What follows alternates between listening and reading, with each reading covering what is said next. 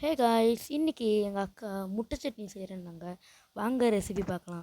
First கடாயில் எண்ணெயை ஊற்றிட்டு எண்ணெய் நல்லா காயிற வரைக்கும் காய்ஞ்சதுக்கப்புறம் கடுகு போட்டுக்கலாம்.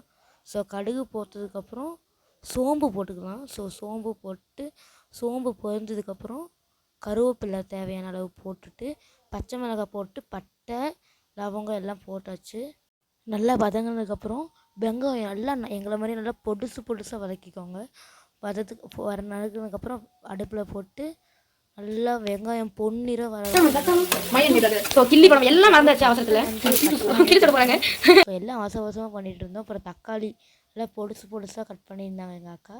ஸோ அதையும் நல்லா போட்டு நல்லா வதக்கி நல்லா கொத்தி விட்டுருந்தோம். அப்புறம் பிரியாணி மசாலா கொஞ்சம், தனி மிளகாய் தூள் கொஞ்சம், அப்புறம் கரம் மசாலா கொஞ்சம் போட்டுட்டு நல்லா வதக்கி கொஞ்சம் கிரேவி கன்சிஸ்டன்சி.